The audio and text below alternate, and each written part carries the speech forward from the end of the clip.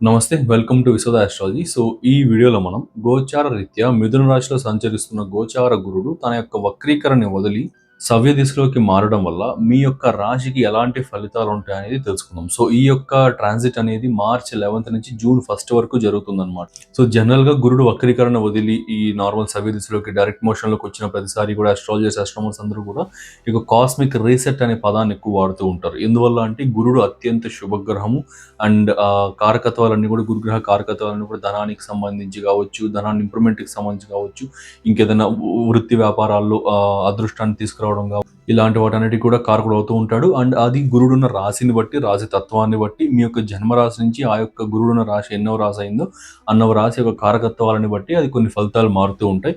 So, అన్నీ కూడా ఈ వీడియోలో నేను క్లియర్‌గా, ప్రాక్టికల్‌గా అన్నీ ఎక్స్‌ప్లెయిన్ చేస్తాను. సో, ఎక్కడ స్కిప్ చేయకుండా చూడండి అండ్ లాస్ట్ వరకు చూడండి. ఛానెల్‌ని సబ్స్క్రైబ్ చేసుకోండి. అండ్ ఎవరైతే మన యొక్క ఆస్ట్రాలజీ బ్యాచ్ 2లో జాయిన్ అవ్వాలనుకుంటున్నారో వీడియో లాస్ట్ 3 మినిట్స్‌లో యాడ్ అనేది ఉంటుంది. సో, దాన్ని మిస్ అవ్వకుండా సిలబస్, ఫీజ్ అన్నీ కూడా ఉంటాయి. సో, దాన్ని చూడండి. మీకు ఓకే అనుకుంటే మీరు కాంటాక్ట్ అయ్యి జాయిన్ అవ్వచ్చు. మార్చ్ 2nd వీక్‌లో మన యొక్క కోర్స్ అనేది స్టార్ట్ అవబోతుందనమాట. మంచి ముహూర్తం చూసుకొని మార్చ్ 2nd వీక్‌లో స్టార్ట్ అవబోతుంది మన యొక్క బ్యాచ్ అనేది, సెకండ్ బ్యాచ్. నెక్స్ట్ ఇంకా మకర రాశి. కేప్రికాన్ పీపుల్‌కి చూసుకుంటే 6వ స్థానం ఈసారి ఫోకస్ ఏరియా అవ్వబోతుంది. మీ తృతీయ వ్యయ స్థానాధిపతి అయిన గురుడు ఈ యొక్క 6వ స్థానంలో గోచార సంచారం చేస్తూ మార్చ్ 11 నుంచి జూన్ 1 వరకు సవ్య దిశలో డైరెక్ట్ మోషన్‌లో గోచార సంచారం చేస్తాడు. సో, దీనివల్ల మీకు కొన్ని పర్టిక్యులర్ కొన్ని విషయాల్లో మంచి ఇంపాక్టే ఉండబోతోంది. సో, అవి నేను ఇప్పుడు ఎక్స్‌ప్లెయిన్ చేస్తాను. సో, ముందుగా 6వ స్థానం అంటే ఏంటి? ఇక్కడ మనకి శత్రు, రోగ, రుణస్థానం అనమాట. మీ యొక్క ఎనిమీస్‌కి సంబంధించింది, మీ యొక్క హెల్త్ ఇష్యూస్‌కి సంబంధించి, అప్పుల విషయాలకు సంబంధించి, మనీ రొటేషన్స్ కావచ్చు, మీ యొక్క వర్క్ ప్లేస్‌లో ఉన్న people, work place area, work place politics ఇవన్నీ వస్తాయి. అండ్ డైలీ లైఫ్ రొటీన్స్ ఇవన్నీ కూడా. సో, వీటన్నిటికి సంబంధించి నేను ఇప్పుడు ఎక్స్‌ప్లెయిన్ చేస్తా. ఫస్ట్ పాయింట్ ఏంటంటే కాంపిటీటర్ డిఫీట్. అంటే ఏంటంటే మీరు ఏ వ్యాపారమైనా కానీ, ఏ రంగంలో ఉన్నా ఉండని, ఏ జాబ్ అయినా సరే మీ యొక్క కాంపిటీటర్స్ ఉంటారు కదా! సో, అలా ఆ కాంపిటీటర్స్ విషయాల్లో మీరు కొంచెం సక్సెస్ అనేది అవుతారనమాట. ఎందుకంటే 6వ స్థానం ఈ యొక్క కాంపిటీటర్స్ నుండి సక్సెస్‌ని ఇచ్చే స్థానం అనమాట. ఎందుకంటే సప్తమ స్థానం మీకు కాంపిటీటర్స్. మీతో పాటు పనిచేసేవాళ్ళు మీ ఎదురుగా, అంటే మీరు ఒకవేళ మీకు ఏదైనా ప్రొవిజన్ షాప్ అనుకోండి. మీకు ఒక 10 మీటర్ల దూరంలో ఇంకో ప్రొవిజన్ షాప్ ఉందనుకోండి. వారికి మీకు కొంచెం కాంపిటీషన్‌గా వ్యాపారం జరుగుతూ ఉంటే వారు మీకు సప్తమ స్థానం అవుతారు. మీరు వారికి సప్తమ స్థానం అవుతారు. మీ మకర రాశి వారికి సంబంధించి గనుక చూసుకుంటే మీ సప్తమ స్థానానికి వ్యయ స్థానంలో గురుడు వెళ్తూ ఉన్నాడనమాట. సో, కాబట్టి అంటే వారికి లాసెస్ మీకు గెయిన్స్ అన్నట్లుగా. అర్థమవుతుందంటే కాంపిటీషన్‌లో మీరు సక్సెస్ అవుతారు. కొంచెం ఎక్కువ జనాకర్షణ మీరు గెయిన్ చేసుకుంటారు అనేసి జస్ట్ ఒక క్విక్ ఎగ్జాంపుల్ చెప్పాను అంతే అర్థం అవ్వడానికి. సో, దాన్ని ప్రతి దాంట్లో కూడా మీరు ఇంపాక్ట్ యూజ్ చేసుకోవచ్చు. ఒక 2½ మంత్స్ వరకు ఈ యొక్క సపోర్ట్ అనేది ఉంటుంది. ఈ 2½ మంత్స్‌లో మీరు ఎంత మార్కెట్‌ని గ్రాబ్ చేసుకోగలుగుతారో అది మీ యొక్క కేపబిలిటీ అండ్ మీ యొక్క టాలెంట్‌ని బట్టి బేస్ చేసుకొని ఉంటుంది. నెక్స్ట్ ఇంకా డెట్ రిడక్షన్. డెట్ రిడక్షన్ అంటే ఏంటంటే అప్పులనేది తీరడం అనమాట. అప్పులనేది తగ్గడం. తీరడం అనే పాయింట్ కంటే తగ్గడం అనే పాయింట్ బెటర్. ఎందుకంటే 2½ మంత్స్‌లో పెద్ద పెద్ద అప్పులు తీరిపోవడం ఉండదు. ఏ 10,000, 20,000 అయితే సరే చూసుకోవచ్చు కానీ పెద్ద అప్పులు తీరడం అనేది ఉండదనమాట. 2½ మంత్స్ కాబట్టి తగ్గడం అనే పాయింట్ యూజ్ చేద్దాం. సో, ఇక్కడ ఏంటంటే అప్పులు తగ్గడానికి సంబంధించిన దారులనేటివి ఎక్కువగా దొరుకుతాయన్నమాట.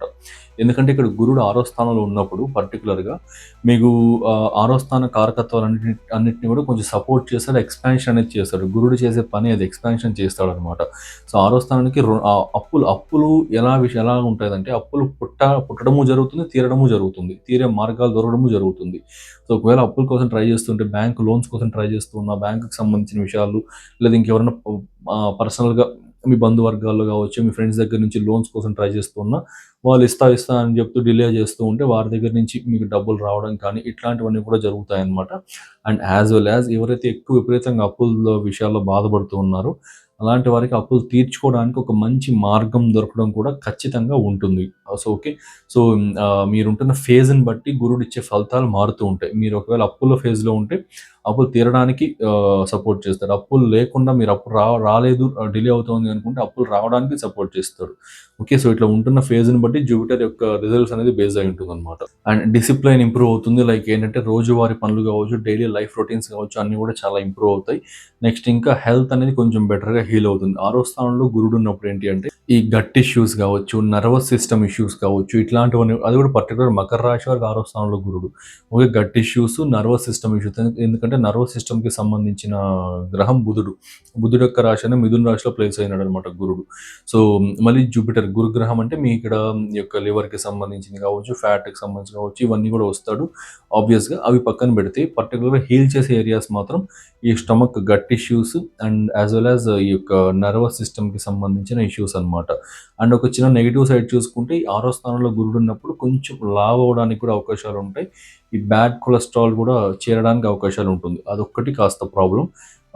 ఈ 2 విషయాలు క్లియర్ చేసి ఈ 2 విషయాల్లో కాస్త ఇబ్బంది పెడుతూ ఉంటాడు. సో కాబట్టి బ్యాలెన్స్ అనేది మెయింటైన్ చేసుకోండి ఖచ్చితంగా. నెక్స్ట్ జాబ్ రికగ్నైజేషన్ అనేది ఉంటుందన్నమాట. జాబ్ రికగ్నైజేషన్ అంటే ఏంటంటే మీకు పర్టికులర్గా ఈ యొక్క మీ హార్డ్ వర్క్ అనేది మీ సుపీరియర్స్ కానీ మేనేజర్స్ కానీ ఇట్లాంటి హైయర్ అథారిటీ పీపుల్ అనేది గుర్తించి మీకు ప్రమోషన్స్ అనేది ఇవ్వడం కావచ్చు.